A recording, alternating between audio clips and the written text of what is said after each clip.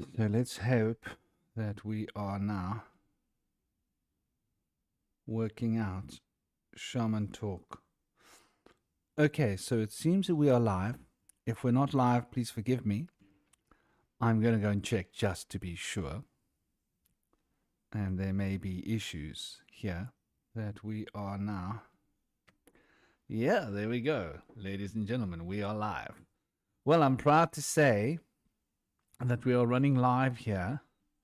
And we are running live from my OBS studio, which is a new thing for me. And I'm very, very excited that this is working. I'm finding it a little bit confusing.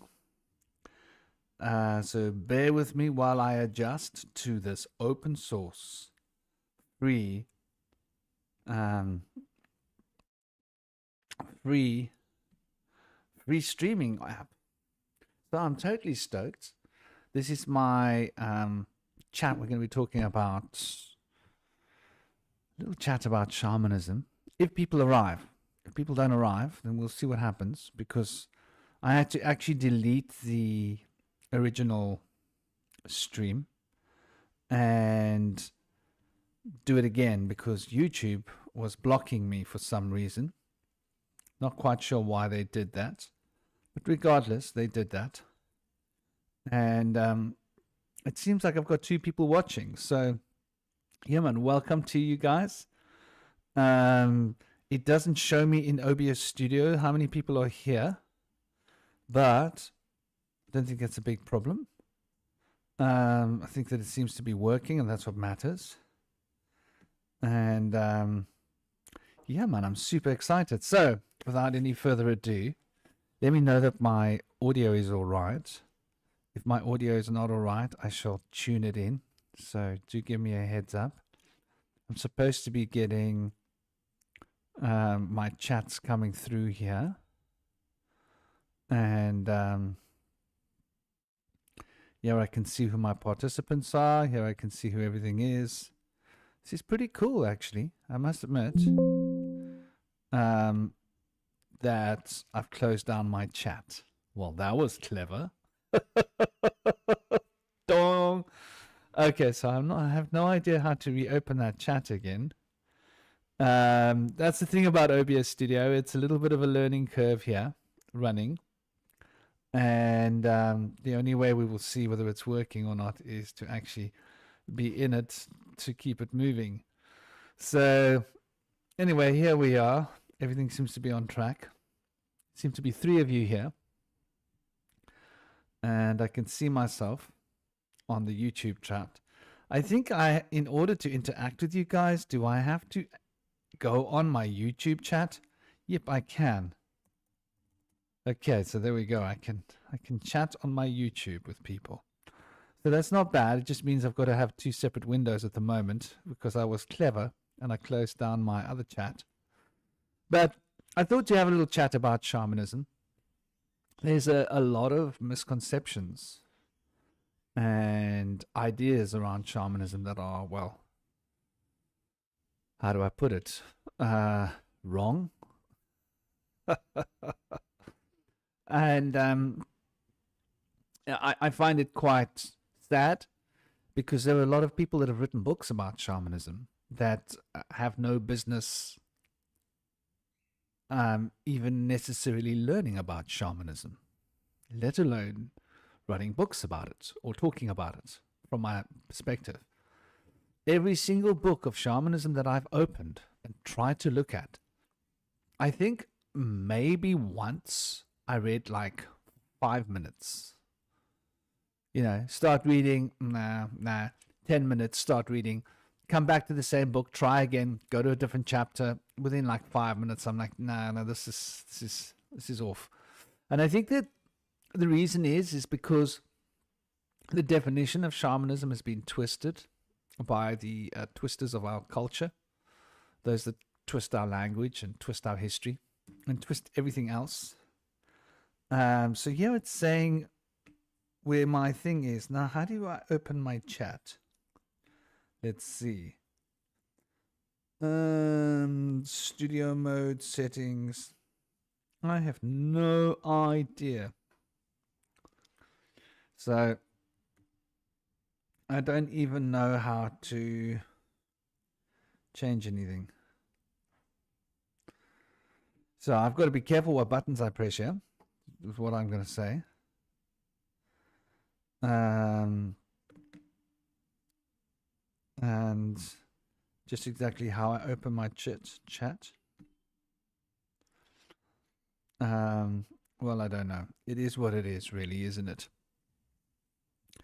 So yeah, I think like when it comes to our our understanding of shamanism, we need to recognize that shaman are not trained specifically. That might sound weird. Shaman train, right? There's a fairly subtle but fairly poignant difference here. Shaman train very hard, but they are not trained. Yogis are trained. Magicians are trained. Sorcerers, to a degree, very much sitting on the fence, trained and trainee, or trained and training. And the difference between being trained and training is that there is no simple solution. Hey Gaz, how you doing? I hope you're good. I hope my audio is okay, by the way. Let me know if it's a little rough or gruff or too loud or too soft or distorted or just sounding shite. So, yeah, getting back to the whole shamanism idea. Namaste, Ismay. I hope you're good. How are you doing, dear? These ideas about shamanism have been propagated by a particular person that came along, I think it was a couple of 100 years ago, and they decided, well, no, within the last 150 years, they decided to redefine shamanism. And their redefinition of shamanism, good to know, good to know. Well, I'm using OBS, by the way. I'm going to do away with this corporate rubbish into the bin. I've been wasting a lot of money on corporate crap, and it always adds complications. And then I came across like people talking about how they used to use corporate crap streaming platforms, and then they discovered OBS and they never looked back. And I was like, it's open source, it's free, and it's good, and it's more solid than Streamlabs or StreamYard or any of those services, which are supposedly solid, which aren't actually that solid. So yeah, I'm very, very stoked about that. I do think that when it comes to it on like a really fundamental level, this guy, and I can't think of his name right now, but you can go research it. He was the guy who decided, he was a Russian etymologist, I believe. And he had studied Russian languages and languages from Eastern Europe. He never studied Sanskrit. He never studied anthropology from India. He knew less about India than what I did probably like, quarter of a century ago. Maybe, no, quarter of a century ago I knew quite a bit about India, but more than a quarter of a century ago when I first started traveling to India. So this guy then decided that the term shaman had nothing to do with the Sanskrit term, and that the word shaman originated from Tungis language, right? From the Tungal tribe. That was his, because he had studied that tribe and they were in that part of the world, and he made this sweeping hand statement gesture that there just happened to be a similarity of sound from the word shraman and shramana in India to shaman, but it had no bearing on the word. And his notion got accepted, even though shraman in India means sacred chants, a sacred chant that is used by a shramana to enter into a trance so that he can become one with the guides, the devis and the devas. And a shramana is somebody who lives in the wilderness, apart from society, connected to nature and nature spirits. They play a drum, and they chant sacred chants of the shaman in order to enter into a trance. And in that trance, they have a connection with their guides, the devas and the devis, that guide them and give them guidance to give to the tribes or help to intercede for healing. So that's what a shramana is in Sanskrit. That's where Ayurveda actually came from. It was channeled by the shramana.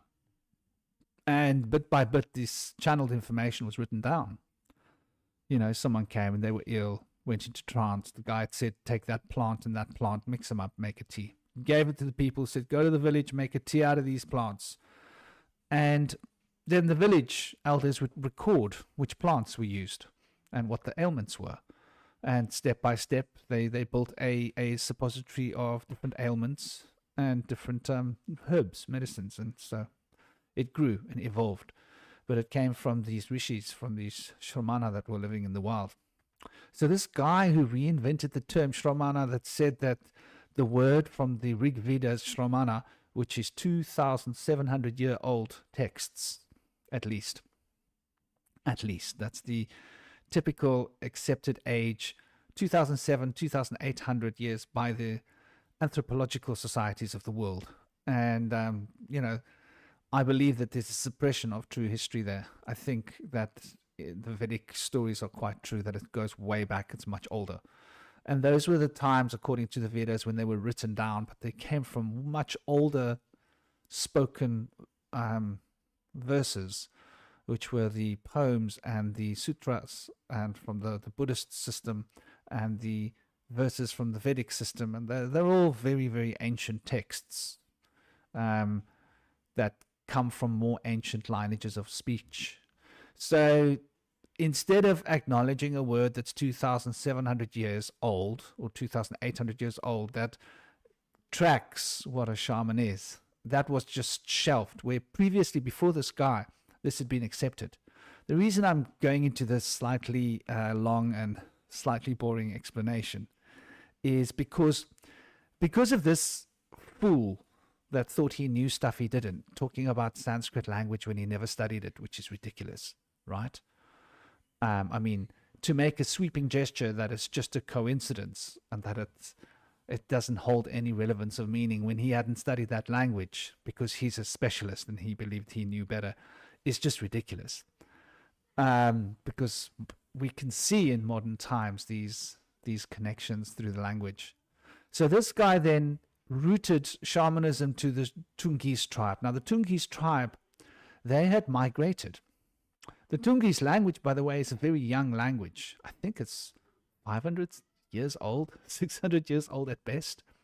And that language had evolved from other languages, which finds its roots in the Mongol tribes and the China. And a lot of that language had moved from the east, from the Orient, across Europe to get to that part of Russia. And it's a very ancient language. And but the Tungis language, where the word shaman was being tracked from, is a very modern, young language itself. So this created confusion for people. So people then went to go and find out what the Tungis idea of shaman was and took that as the gospel because that guy had said that. And this is what everybody's writing about. But they don't realize that shamanism is way older than that, and it's much, much more diverse. It's the fundamentals of all of our cultures. So in ancient times, I'm going to have to seriously take action with my little boy. He's being such a naughty little boy. I'm hearing him with his mom carrying on. So yeah, these notions of the roots of what shamanism are, and I hope you guys are not hearing that silliness in the rest of the house. Let me know if you can hear it, if it's affecting the audio. But yeah, this guy basically did a disservice because before him, people were not knowing where the term had come from, but they were reckoning the term had come from Asia. No. Josh, come here. I think I'm going to have to go and talk to him quickly. Just 1 second. I'm going to tell him I'm going to sell his pellet gun if he carries on like this.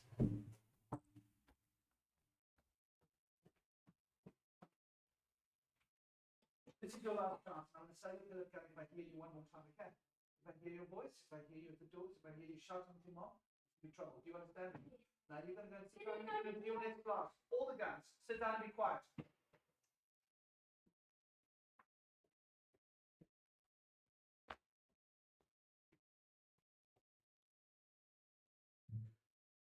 Little guy's taking advantage of his mother, which is very, very cheeky, because dad's not around. He thinks he can get away with it. But dad's listening. Dad's always here listening. So yeah, back to the conversation at hand. Sorry for the delay. The idea of this language being sort of concocted and shifted around this means that the trails of what became shamanism in the Tungis are connected to more ancient forms of shamanism from the Himalayas. It's really that simple. Now, in the Himalayas, shamanism is diverse, and it has always been diverse. It's in Tibet, it's in China, it's in India, it's in Nepal, and there are a number of forms of this shamanism. And the Tungis form of shamanism is one form of shamanism that has moved to the Tungis people. Now, let me draw a picture for you. Imagine a group of people that were disconnected from their cultural heritage and migrated off towards the east, or towards the west, and ended up where the Tungis are. It's a very small tribe. And they were struggling to find adept shaman, because shaman aren't trained, they're born, right? You are born with certain issues. People are born with deformities, or they have some kind of brain damage, or they have some kind of trauma, or they have a near-death experience that activates their ESP. And that ESP activation is what sort of defines that person as having shamanic ability. Then that person will come in contact with another shaman that will help to activate them, and they will then have to go and spend a whole period of time, normally in the wilderness, training and learning to make a connection with the guides through nature and through animals. That's basically like the path of shamanism. It doesn't need substances. I'm going to repeat this again. It doesn't need substances. This is something that is part of an initiatory process, or it can be, if the person is requiring this substance, these medicines, plant medicines, or whatever they are. So in the Himalayas, very often, they're not used.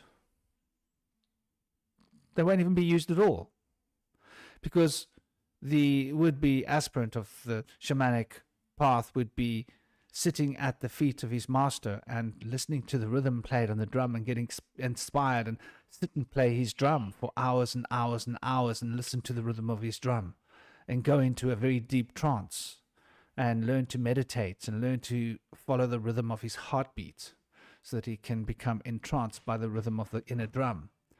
And so this is something that is, transcendent. It has very little to do with using substances. However, and here's where it gets important.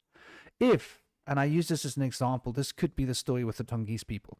If you're disconnected from your tribe, and you're a very small society, you're a very small population, and within your population, you just don't happen to have many gifted people that have that particular ESP, right? A particular ability to see into the unseen because of some kind of a trauma, deformity, or some kind of neurodiversity, or some kind of an accident or a life-threatening situation where they probably crossed over. And in the process of crossing over, they somehow survived and then became a shaman, right?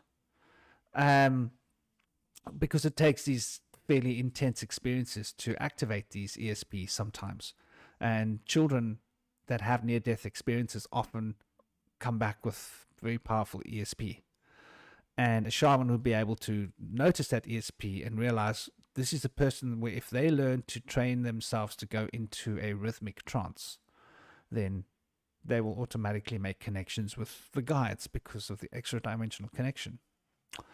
So if you're in a small, isolated society, disconnected from your tribe, as it were, right, then you don't find the shaman is going to know about medicines, and he's going to be, well, I've got this would-be candidate here. They don't really have proper ESP, but if I amp them up with a little bit of this plant medicine, they can, for a short period of time, have temporary ESP provided by the plant medicine. So then these shaman, who wouldn't have actually been shaman because they weren't born shaman, but they're sort of forced into becoming a shaman because there was a need in the tribe for someone to become a shaman, and they were sort of halfway there, but they didn't have necessarily what it took, but they could do it with medicine. The same as like somebody who has the wrong body type for bodybuilding, but with steroids they can do bodybuilding, right? There's a metaphor that runs parallel, where if you've got the right body type for doing bodybuilding, you don't need steroids. Just good training is all you need. It's really that simple. It's got to do with your muscular texture. And the same has got to do with the psyche, the texture of the psyche. So then this norm in Tungale's culture for using certain plant medicines in order to enter into a trance became the norm, because the teacher before you was only a half a shaman, and half a shaman needed medicines to go into a full shamanic trance, right? And so when the half shaman is the teacher leading the other person, all you ever get from that is a half shaman, right?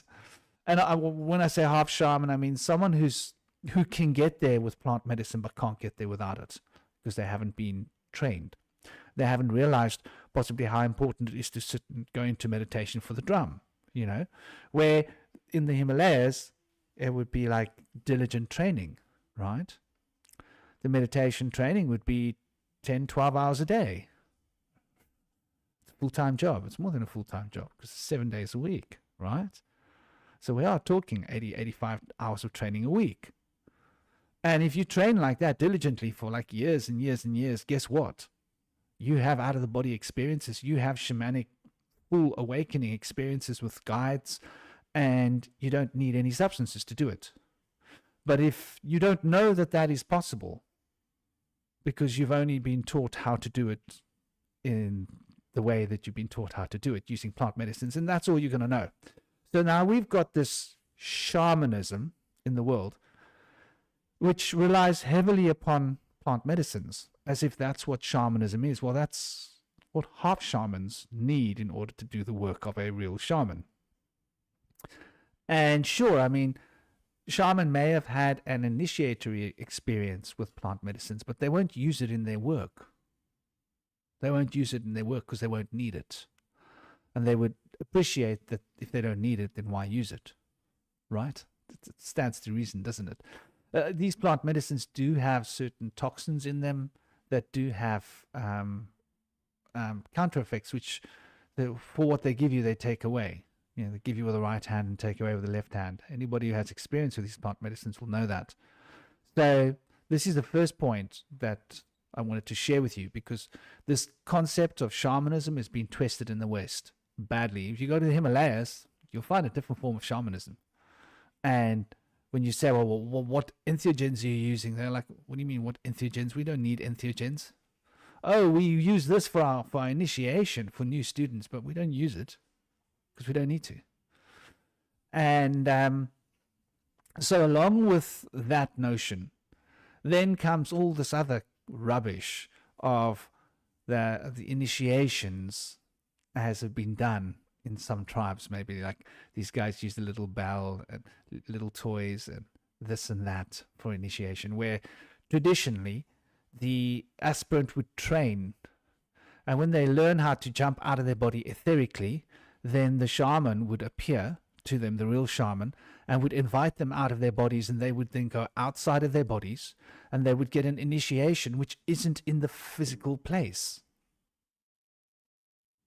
So they don't need bells and toys and this and that and all this other nonsense.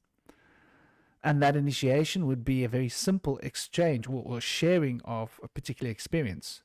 And that experience would then open to the aspiring shaman new potentials of awareness, which they would then go and train hard. And in the process of training, they would learn to communicate in the animal speak to the divine guides, which are reflections of themselves within animals and animals within themselves. And this the diverse consciousness web of this chain of life, as I often like to refer to it, can then be reflected. So this then becomes the shamanic path of sitting and observing nature and meditating on rhythm. The rhythm principle is the key to shamanism. So there's a very centennial path in shamanism, right? When you think about it, because rhythm represents time. Time represents the movement of space. So by being in tune with cosmic rhythm, we're able to be in tune with cosmic space, and thus we're able to sit and observe the universe around us, the rhythms, and notice when there's a change of rhythm. There'll be a telltale sign. It could be something that an animal just did that's out of character. You'd be, that animal did something out of character. There must be a shift in rhythm. What meaning can I deduce from this? And then the guides will come and speak through that circumstance directly to the shaman. And the insights will be gained. We call this reading the omen. And in trance, the guides will be seen face to face. And when I say guides, I also speak here of ancestors, because there were different guides. Like I was doing a work earlier this morning, and my ancestors were speaking to me, and I was sharing this information with a client, and then I saw a little black cat coming. I was like, And that then gave me a further piece of information which I could share with the client. And it was a validation for what the guides had been telling me, you see. So the animal spirits are very much a part of the work, as are the ancestors. And the ancestral lineage is something that I believe has been very badly represented, because we carry all this junk DNA within our body. And this junk DNA basically holds within us all those previous versions of ourselves through our ancestral tree. I'll repeat that again. All those alternative versions of ourselves that live in our ancestral tree. Because we are continually reloading ourselves back into this world, cycle of reincarnation. And so we become ourselves reinvented. And are we really all just one big being, the Parabrahm, the Manu, experiencing life through a myriad of perspectives and with different possibilities being revealed? So when we consider this in its depth, what we're really saying is that there's this fundamental potential and this shift that takes place here. And so we can most definitely, understand that in our junk DNA, which we're told is rubbish, which interestingly constitutes 98% of all of your DNA.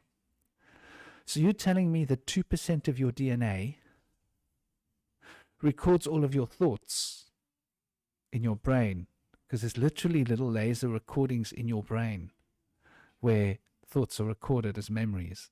Records everything there is about your body, every cell, where it is, the colors of the cells, the cell membranes, the hair, the nail, the eyes, your teeth, everything about you.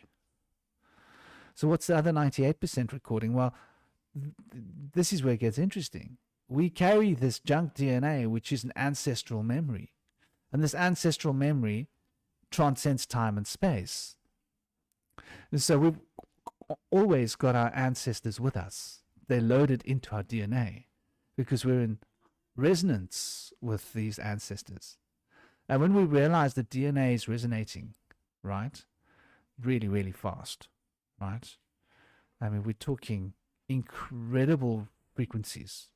I think it moves between the gigahertz and the terahertz spectrum up to, I believe, is it 10 terahertz or something ridiculous. So this resonant frequency of DNA is not what we're taught about when we, or you go lie down over there, my darling. Go that side, that side. Go that side. Go down there. Oh, he's going to drink water. Okay, fair enough. He's a big Malamute, so his footsteps are really, really, really loud. And when he walks, it's quite a cacophony. Hope it's not impacting the audio too much. But yeah, yeah,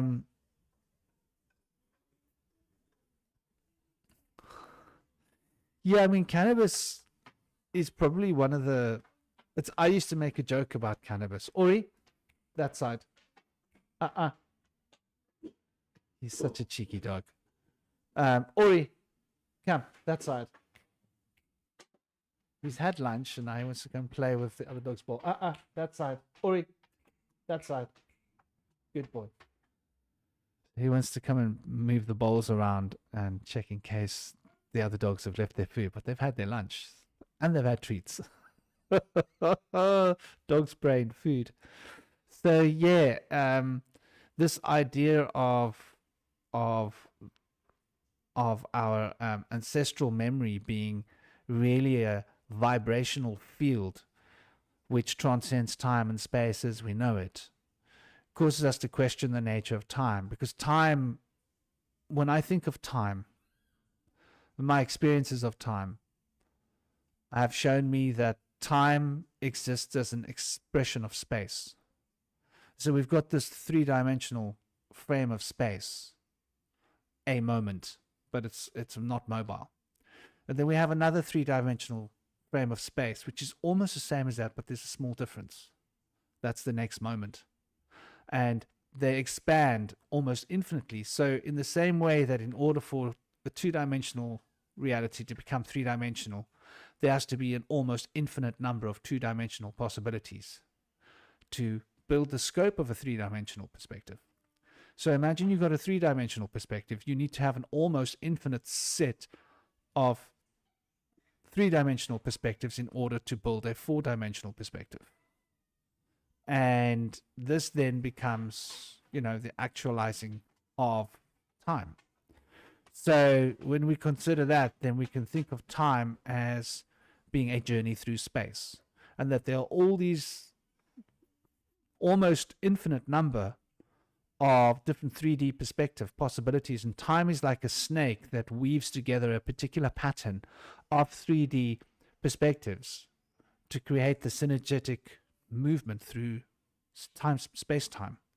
But magic is when you move a slightly different version of the 3D perspective and merge it with this time stream, changing the passage of time. This is magic, right? If you think about it, why it works.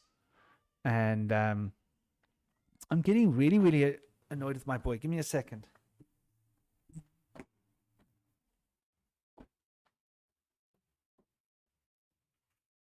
The first one I'm selling is the one that you got this weekend. I hear your voice scared. I give you my word. I'm going to sell all of those guns. I'm going to sit down and just think over your legs. You're being very noisy. You're being very rude. I promise you I'm going to sell them all if I hear your voice one more time.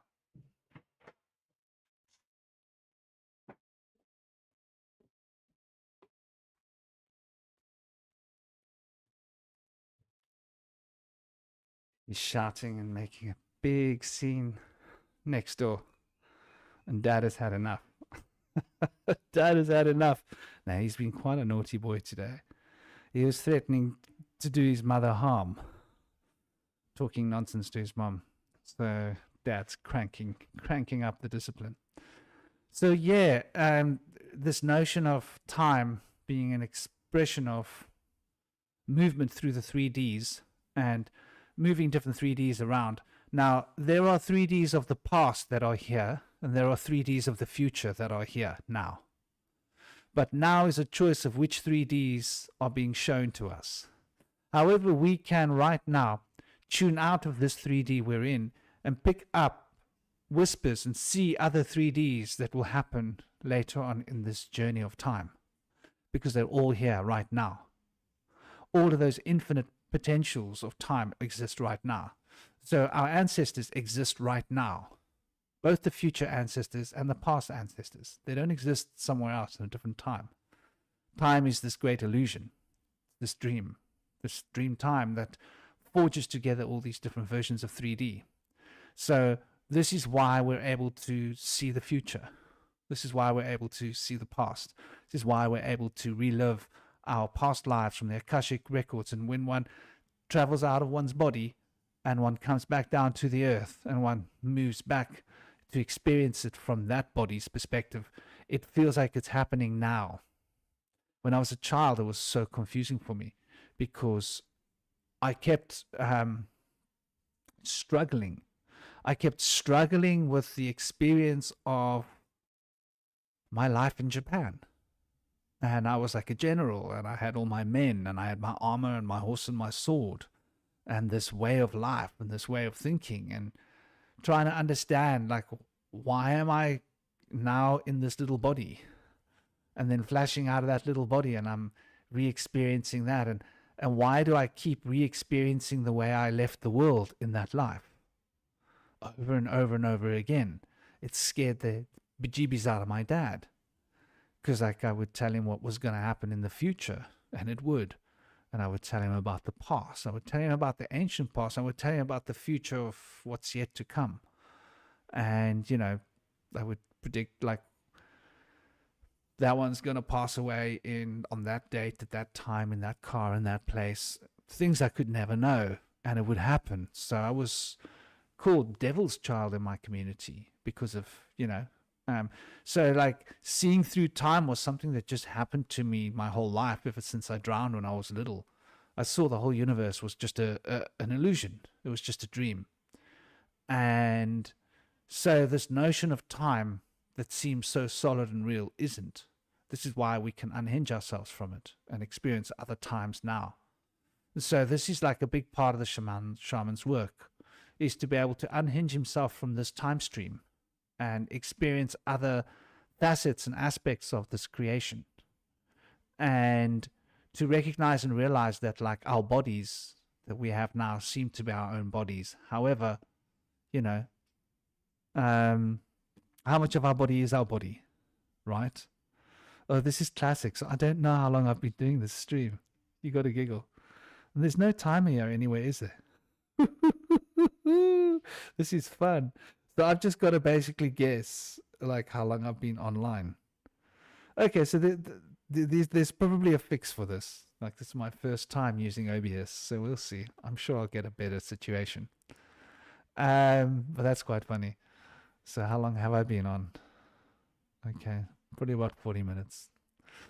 So, yeah, this idea of time being a different frequency is very much a shamanic thing, because we realize that by changing our frequency of consciousness, we can shift out of our physical body into other states of being.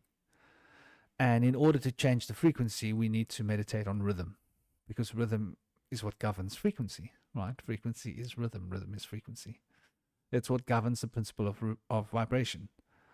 And when we activate this rhythmic retunement or reattunement of our consciousness, that's when we enter into deep state trance.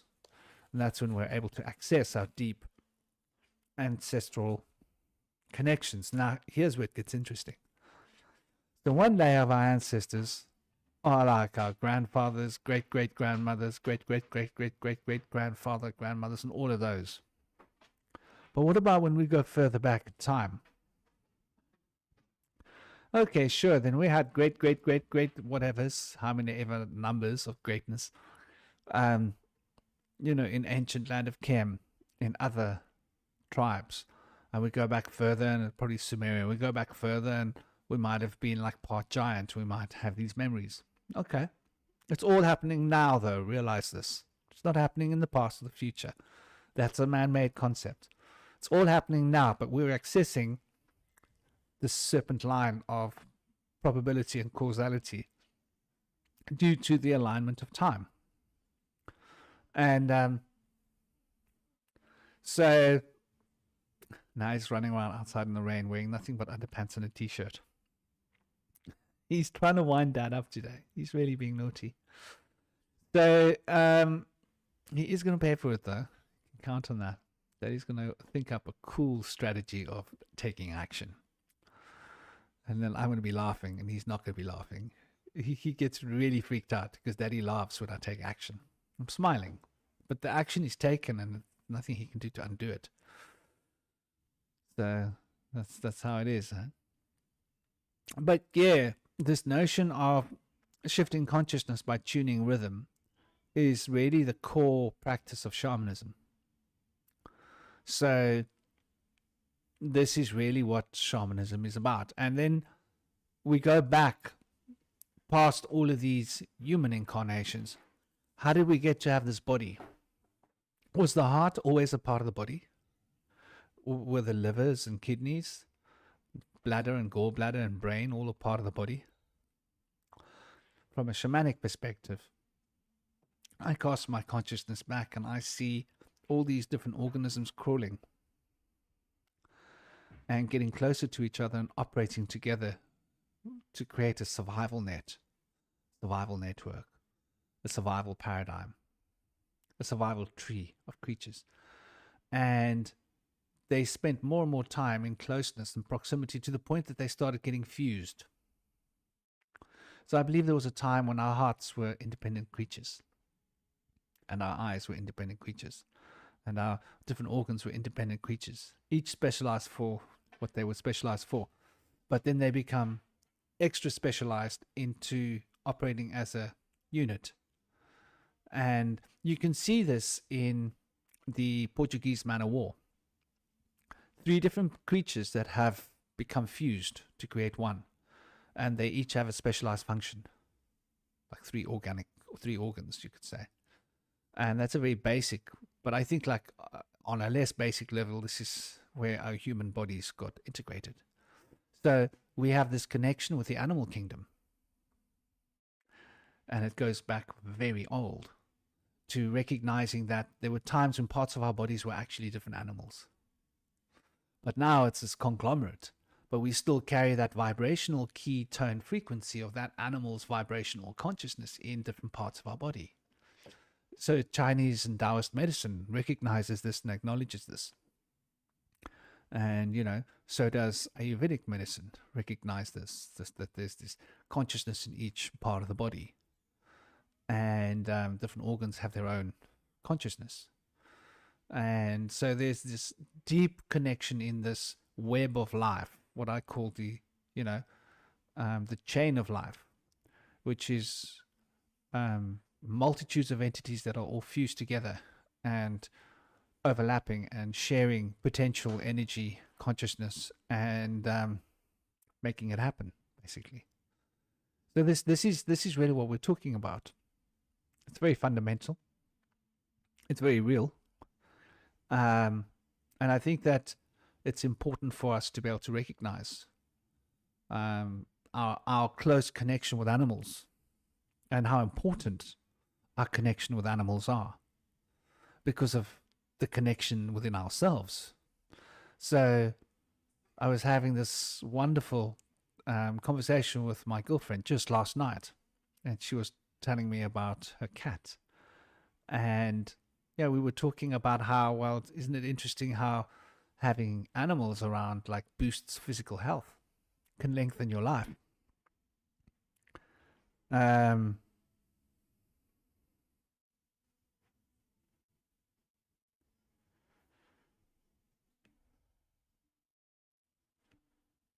Hey Rob, how you doing?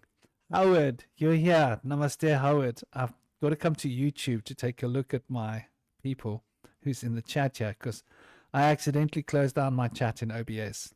I thought it wasn't working, but it was just that I was here on my own.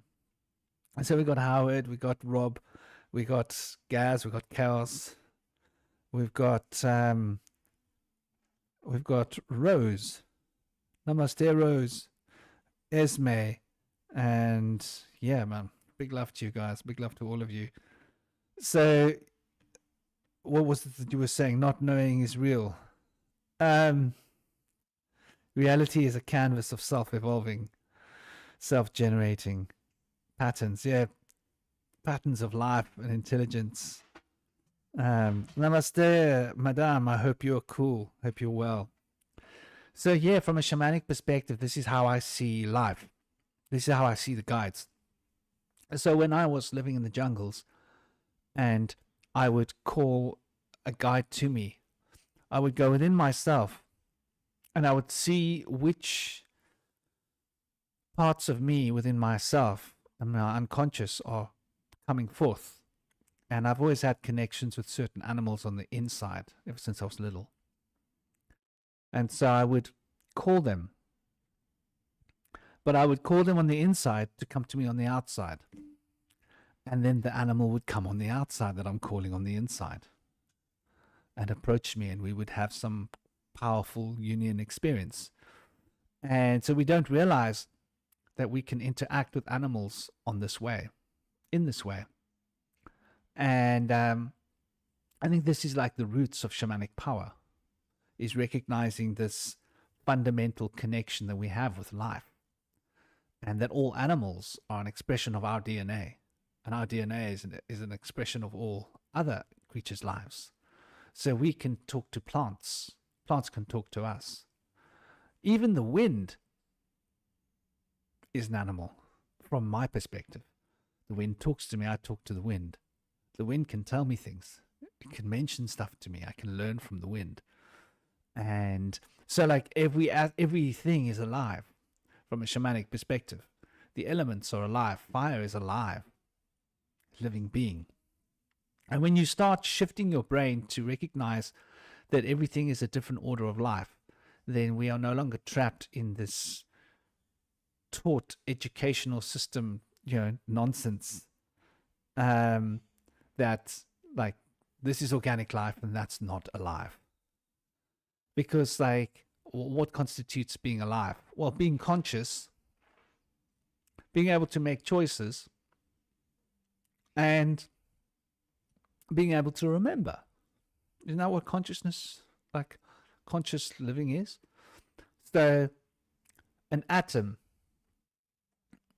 we speak of atoms, right? Because what we've called them might not be what it seems, might not be an atom. We might be seeing it as an atom, it might be something else. There could be these living beings that exist together and they make choices based upon their conditions, right? So when I walk, there might be a difference of mass, and that difference of mass could be expressed due to the resonant frequencies that I'm putting off and how those resonant frequencies relate to the places that I'm making contact with. And there's this subtle form of communication. If two things collide, then they have to remember, well, I've got more mass than you because I'm traveling faster from that direction. And I'm harder than you because the bonds between my valencies are stronger than yours. So you now must remember that it's your turn to choose to disintegrate and break up into pieces. And my choice is to bounce backwards from you because your mass is greater. So I must bounce backward from you, but maintain my momentum from you perspective with your momentum transferred to me. You must disintegrate and lose your integrity. We call this a collision. Just as an example, there's intelligence operating there. Then there's memory being accessed. And then there's choices being made by the particles. And we don't really think of it like this. We think it's just dumb mechanics. But, well, what makes the dumb mechanics work other than some kind of an intelligent substance that connects all stuff to each other? And now we start branching into the word God, which I think is a bad word, because it doesn't really convey very well the ideas that we're sharing here because of the way it's being textured by religious ideologies. But this notion that there is a supernal intelligence behind all things, and that all things are an expression of this intelligence, and that all is alive through this intelligence because this intelligence is life, then we start to recognize this notion that is why you could walk on water, because you could create a relationship with the beings that are water and negotiate that your mass is relevant and relative to what you want it to be in relation to them.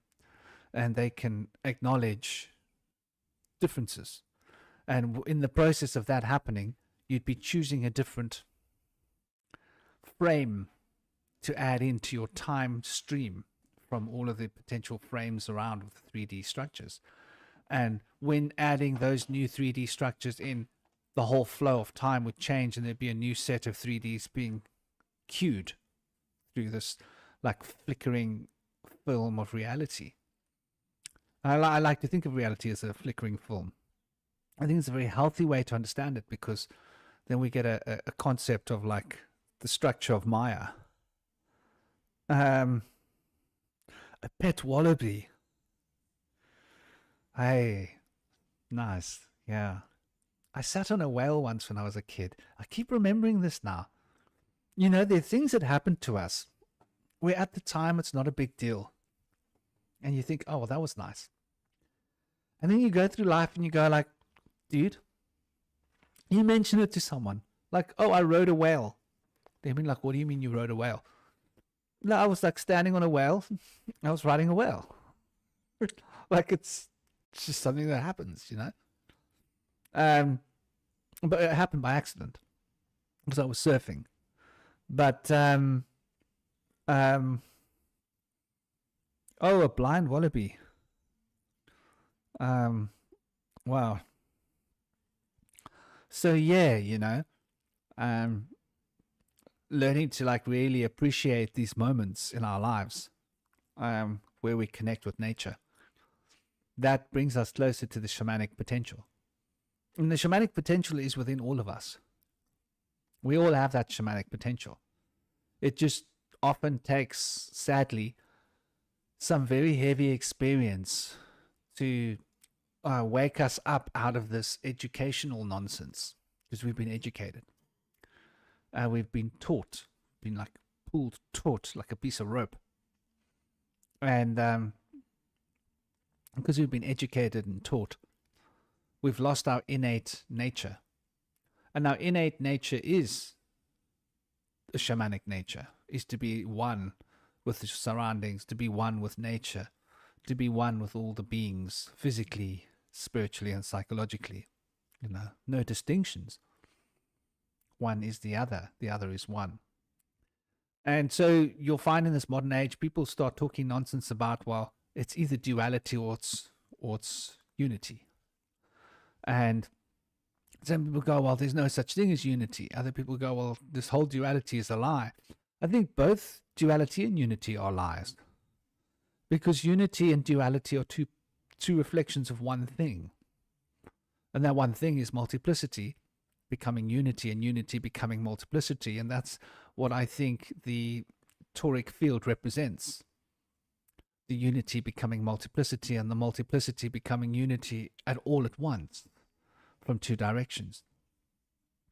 So it's a matter of perspective. And, you know, life, the happy accident. Life is a pretty happy accident when you think about it. We're lucky to be alive. So yeah, this notion of time, the notion of ancestors, and the notion of guides, I see them as all being expressions of what we are, life, and that life is expressed through the high vibrating frequencies of which is, you know, the DNA spectrum. And we're taught to think of DNA as just inert codes. That's boring, dull. But when you actually go and look it up, what are the frequencies? What DNA is resonating at a higher frequency than infrared light, man. Is it higher? What is the frequency of DNA? Frequency of DNA 10 terahertz. Is that right? Is it 10 terahertz? the electromagnetic radiation in terahertz, which is between the microwaves and infrared radiation spectrum. It's a frequency directly associated with DNA itself, but rather the strange frequencies used when relating to DNA's properties and interactions. And DNA molecules can exhibit vibrations that correspond to frequencies within this range. You see how they play games with words? So they're telling us, well, actually, technically, this is the frequency that we need in order to look at DNA. Okay. But it's not actually the frequency of DNA. But the DNA does happen to be vibrating at that frequency. Or can be vibrating at that frequency, because they don't tell you why. You have to then go and take a look and see that some DNA is resonating at 3.6 gigahertz. Some DNA is resonating at 7 to 9 gigahertz.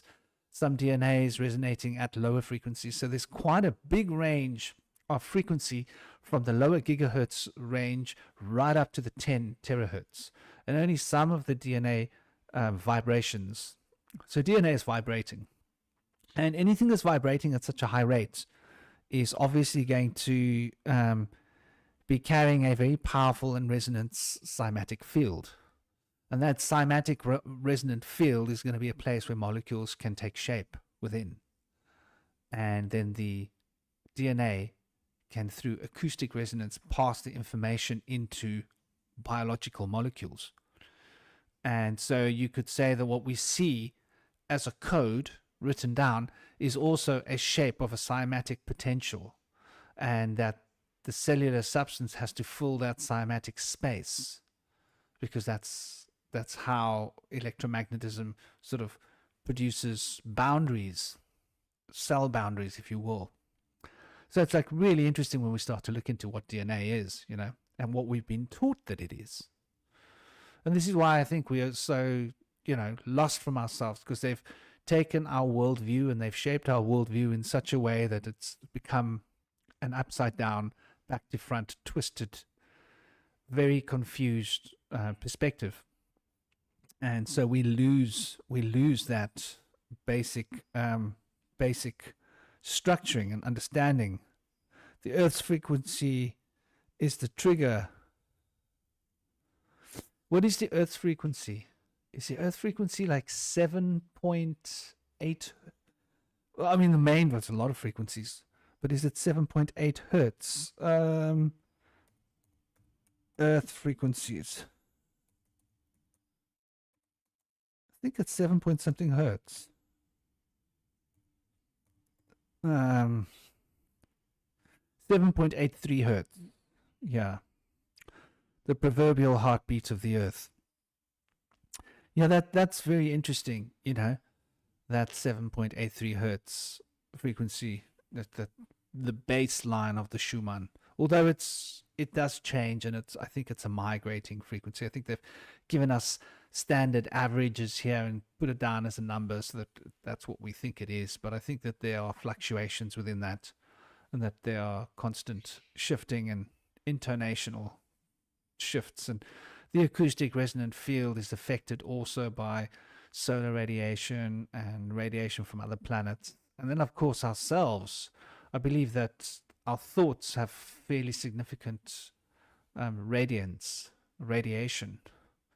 And our thoughts, what we think of as just our thoughts, are also carried, I believe, through the network of life. The network of life might not be able to coherently access all of our thoughts, but I think it acts like a mainframe structure for all thoughts to move through a proverbial toric field to connect us all to each other and to nature. So yeah, exactly, you know, shifting frequencies is going to shift and change everything, and like everything is just embedded information in matter. When I think of thoughts, I don't think of thoughts as happening abstractly in the mind. I think of thoughts as happening through matter, and that mind is matter. So this is like a different way of looking at the universe, and that We are thinking, and our thoughts travel through the matter around us in a loop, and that we think that that sublime experience is something happening somewhere else in our thoughts, but it's actually happening through the matter. And this is why when we align our thoughts in a certain way, we can affect the outcome of events. We can affect certain things. And as per our concentration potential, that would increase the potential mass and the ability for standing waves of rhythm to be created by thought processes. And those standing waves can have powerful knock-on effects of causal loops or cause and effect, shall we say, in order to change circumstances. And this is, occult magic, really what we're talking about.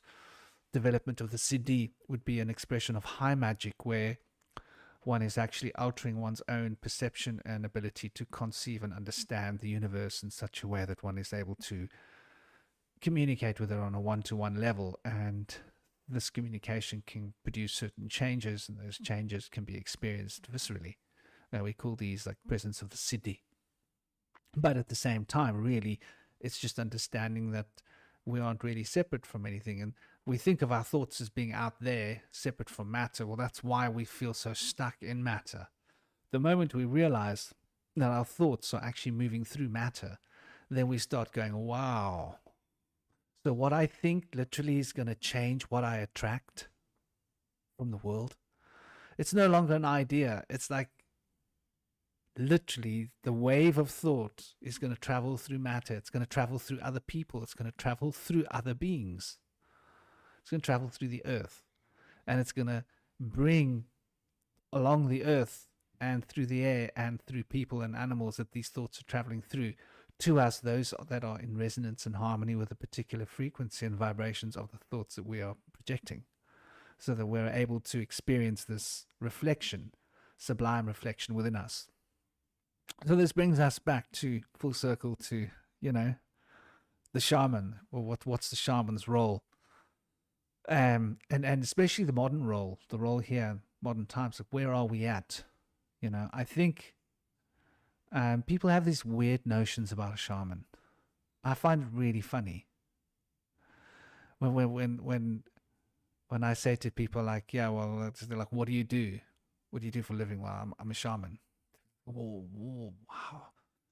What is that? How does that work? Do people pay you? What do you mean, do people pay me? I value my time. If you want me to come and dig a hole for you in your property, I'm going to give you a quote based upon what I value my time at. If you want me to come and fix your car, and I'm a mechanic, I'm going to give you a quote based upon my value of what I think my skill set's valued at. The same as if I'm a doctor, or I'm a painter, or I'm a baker, or I'm a builder, or I'm a, whatever it is.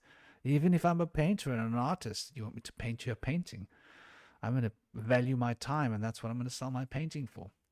So people think of shaman as being something of this, like, ooh, this mythical creature. It's not. It's a normal human being that has had some interesting experiences and have learned to utilize those experiences and turn them into a way to access information from alternative source, right? Not the usual just look at matter, although matter gives us quite a lot. And yeah, so if the people think if you're a shaman, you're supposed to be a prophet. It's like, what do you mean if you're a shaman, you're a prophet? Like you must be some holy divine being that doesn't eat. Like, seriously? Oh, but shaman can't charge money? Are you kidding me? Like, go back in history, dude. Go and look at the history.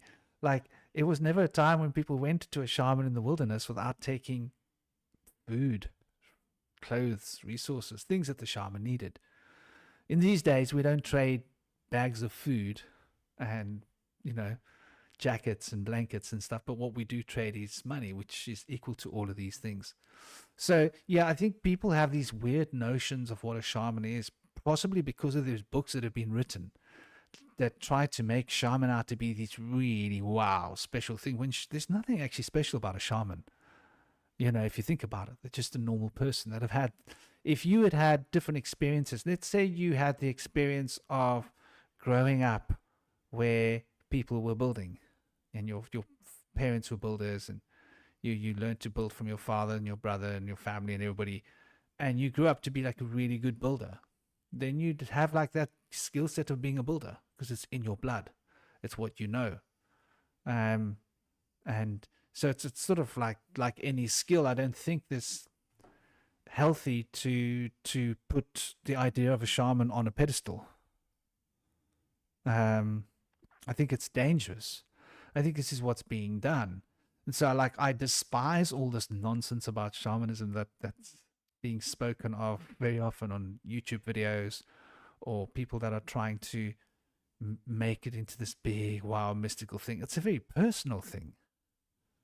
Like your path as a shaman of development is really you and your guides.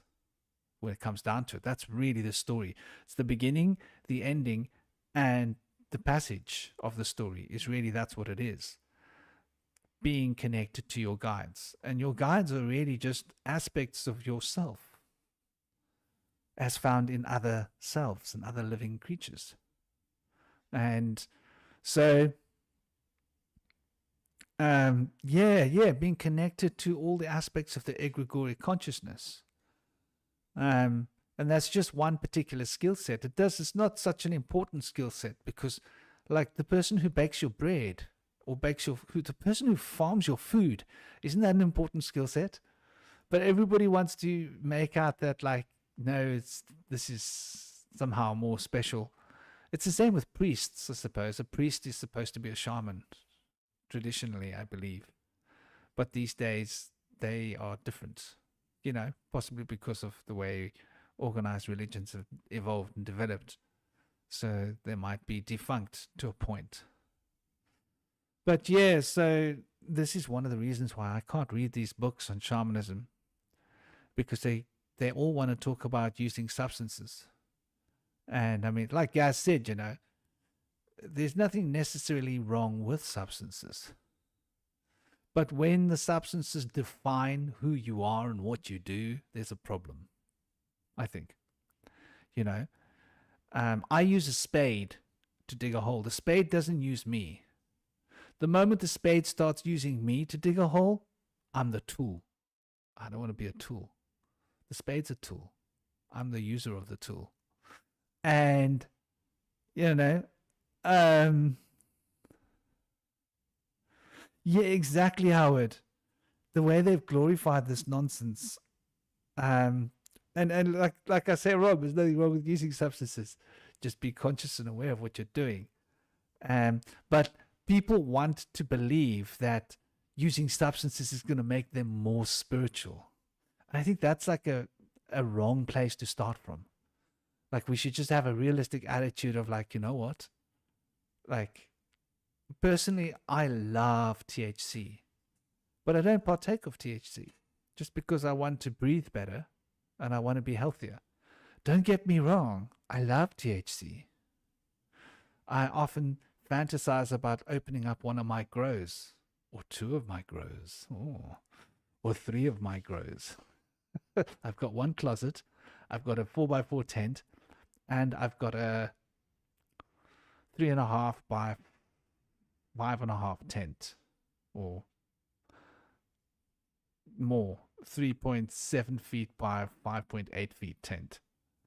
And I got a gorilla tent, the gorilla. Oof, the best grow tents ever.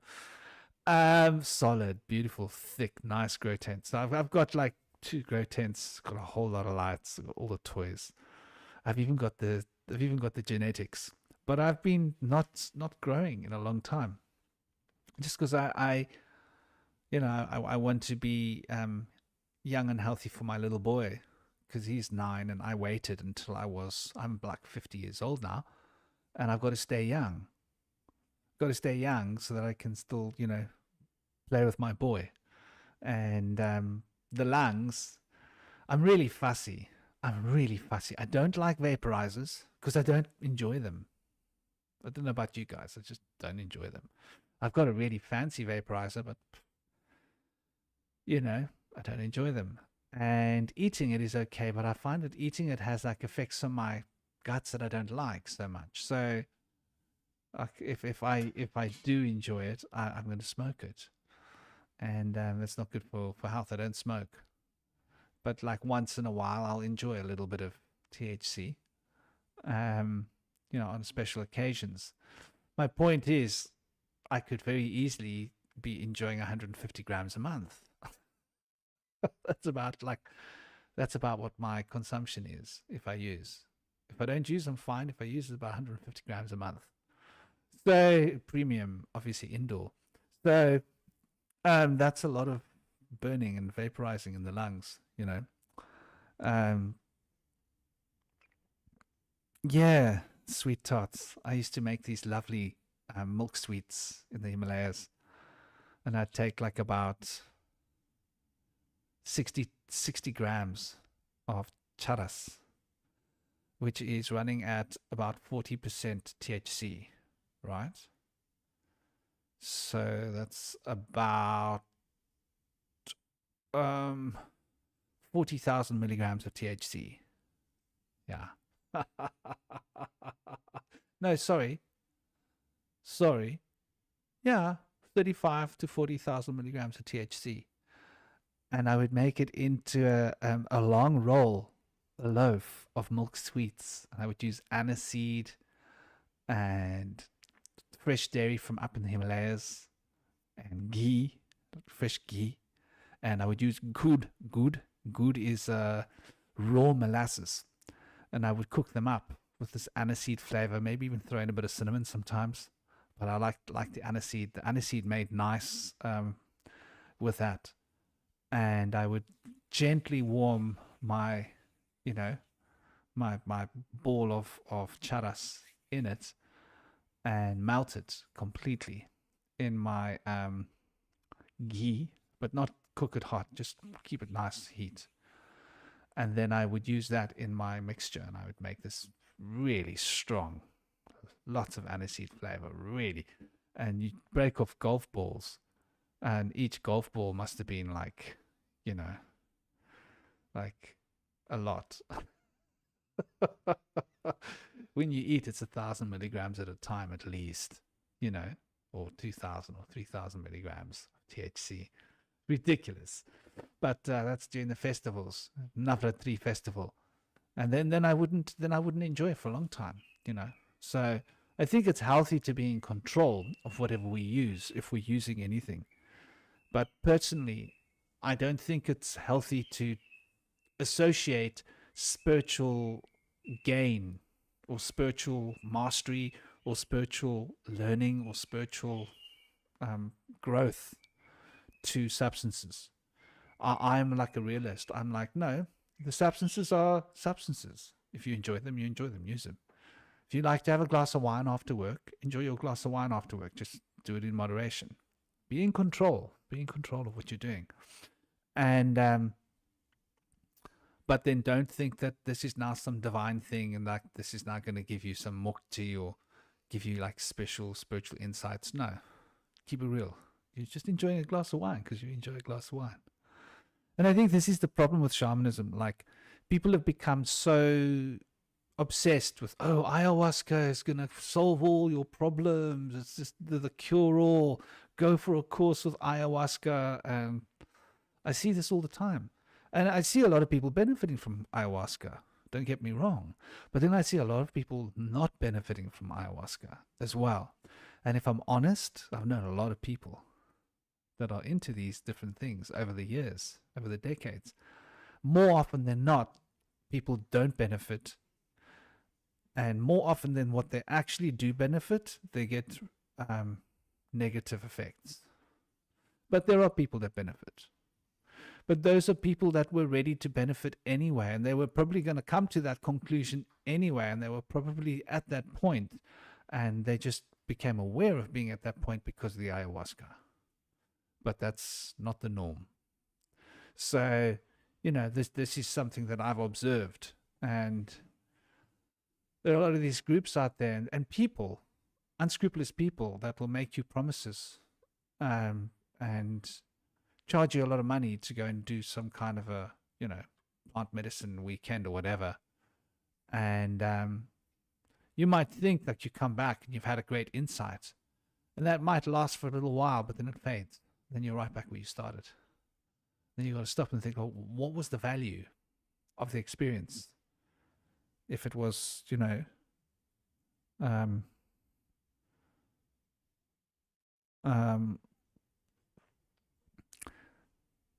yeah, you know, and you can use substances in your rituals, but the substance isn't what's doing anything. It's the ritual. The substance is just, by the way, I added this in because I like it, kind of thing. The ritual on its own, just being done diligently with hard work, will produce the results. And so, yeah, this is something that I've felt quite strong about in my life. And don't get me wrong, I mean, I've been through the Obelix bath, and I can't say that I've never used substances. I used them when I was younger. I waited until I was 18 because I discovered them when I was 12, and I was like, wow. So studying all these books, and I was like, I really want to give this a whirl. And then I realized, no, well, they can affect your brain chemistry. I thought, well, I'll wait till I'm 18, then I'll be ready, And I diligently and patiently waited till I turned 18. And that day I was like, okay, get out the SID. and then I wanted to see everything there was to see with all of these different plant medicines and different things and substances. And after going through all the rigors, I came to the realization, well, yeah, okay, it's great. It gives you cool experiences, but what it gives to you, it takes from you in some way. And luckily, I'd been training hard on my own without the substances all the years since I was really young. I was always devoted, training hard. And so I realized that actually the training was the key, and that everything else was just like little, like icing on top of the cake, you could say. So that became, like, for me, more important. And I think that's really what it's about. Like, it's about what we put in. It's like anything in life, right? You want to get good at martial arts, train. You want to get good at being a carpenter, work with wood. Work with wood all the time. Do you want to be good at being a guitarist or a musician? Play your instrument all day long, every day. Try and play for 6 hours a day, 8 hours a day, 10 hours a day if you can. Spend as much time doing music as possible. No, but you can only play on a guitar for 4 or 5 hours a day because you get sore. Okay, then play on a different instrument. Fill up your whole day with musical instrument training. You can only play on a guitar so much because of your fingertips, but what other instrument do you not have to use your fingertips for in the same way, So that's where it gets, like, interesting, and where we can start to, use our creativity and add our own intelligence to the spectrum. And so, yeah, I mean, shamanism, from my perspective, is something that has been sensationalized in a way that I don't think is healthy. And sort of why I wanted to have this little chat. Namaskar, Cody 2.0. Hope you're good. Lauren, Ashley, namaste. I hope you're well. Hope you're smiling and thriving and jiving and everybody going well and life treating you all sweetly, and that nothing is escaping by your window indiscreetly. So, yeah, the other thing is, well, the psychopomps. I think this is another big part of the story as well. The misconceptions about psychopomps that have been written in to the story of shamanism by these people writing books about shamanism that, in my opinion, shouldn't be writing books about shamanism. I don't know whether you can truly write books about shamanism. Joshua, if you knock again, there's going to be trouble. I'm busy, okay? So the reality is that, something that's such a personal experience as a shamanic journey is a personal experience. And like, people are then writing books about, like, how to become a shaman or whatever, funny books. where I don't think there is a way. I think everybody's way is going to be a bit unique. Just looking at my path that I've been through, these things sort of find you. Once you make connections with your guides, they will tell you to do something, and you'll either like go like no ways, or you'll do it. And in my experience, they were like, you know, death-defying things sometimes, challenging things to do. You know, do that. She's like, seriously, like, am I going to survive? Like, no answer. Okay, well, what the heck? Let's do this. Let's see what this is. So, like, you'll be guided to do all sorts of crazy things, and I don't think everybody that gets called to be a shaman survives. This is something that I've often thought about. I think most people called to become a shaman don't survive. I think they get lost. I think they lose their way. I think they hear their guides tell them to do something and they do it, and they don't have the courage. Like example, calling a big snake out of the wild and having her come and curl around me. Big snake, yeah, I'm talking big snake. Yeah. So like we're talking big. You know, more than 20 feet. Big snake. And, you know, she's in my arms, she's all over me, she's kissing me, and her tongue tastes my tongue, and I'm like, it's like some kind of a natural psychedelic reaction happening without any substances. And this is what I'm talking about. You don't need substances, you know. Your brain can do it all for you. In that moment, I had a choice to either be afraid or not be afraid. Now, if in that last moment I had doubts and I couldn't go through with it, then I might not have survived that experience. The same as experiences with elephants and other wild animals, and, you know, buffaloes and bears, and swam with some beautiful ochre out to sea, far out to sea, and without a boat, just you swim out to sea. It's a big story. So, you know, if you get scared and panic, you're not going to survive a lot of these kinds of experiences where you're inspired to do this and they speak to you inside and say, I'm ready to meet you, but you got to do something first. This is what you got to do first.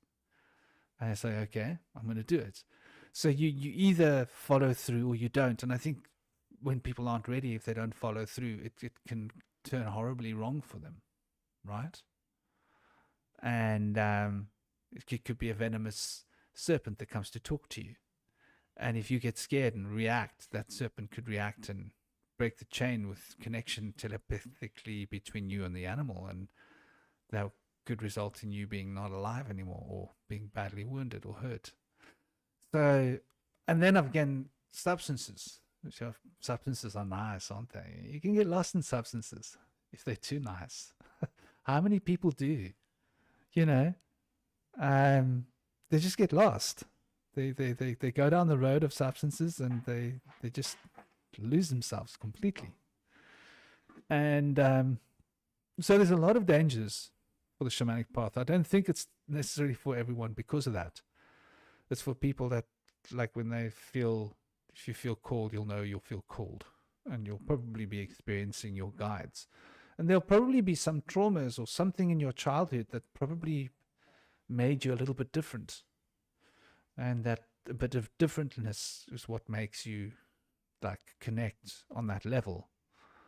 And you've probably always had a strong connection with animals. Probably always had that, you know, and not being so afraid of creatures. I always had a bit of a fear of spiders. But snakes, I loved snakes. Started collecting them when I was a little boy. I loved them. And I've always felt connected to snakes. And other people used to find it a bit freaky and weird. Because first I'd come to visit some friends as a little boy, and I've just walked in your front door and we're talking, and they're like, "So what do you like?" "I like snakes." And there's this moment with the parents go, and you say, "There's a snake in your back garden," and they laugh and they go, "Oh, really?" "Yeah, yeah. There's a snake in your back garden." Like I've just walked in the front door for the first time. But then I'm like, "Come look here," and I'll go out and I'll walk straight for where the snake is, and I'll bend down and I'll move through the grass and I'll bring it up. "Yeah, it's a baby one. It's a mole snake. It's one of these." And people would get like very weirded out, and you'd see like the parents exchanging glances, like, "The hell, this kid just walked into our house. He told us there's a snake in our garden, and then he went to fetch it and he's showing it to us." Yeah, and I'm like, "Don't worry, I'm going to take it home with me." And they're like, "Yeah, yeah, you do that. Take it home," because they don't know what snake it is. So, like, we got a lot of snakes in South Africa. Just as an example, I always loved snakes, but I was always scared of spiders. So, there's an insight. You know, I've taken time to learn to make my connection with spiders now. Now I love spiders. Totally love spiders. My little boy's got a very strong connection with spiders. Like, he'll pick up a black widow. I'm like, "Oh, I think it's ouch." Play with it, put it down there. And I'm like, "Wow, that was a black widow he just picked up." He's rolling around in his hands. I'm like, "Just don't squash it, my boy. Don't squash it." So, but he may not have the same connection with snakes. So knowing your animal connections can tell you a lot about your personality. Like, those that are got connection with snakes are very visceral, with kundalini. So they can channel a lot of energy through their body, for example. So you can become incredibly strong, right? Certain power runs through your body. You can become physically like...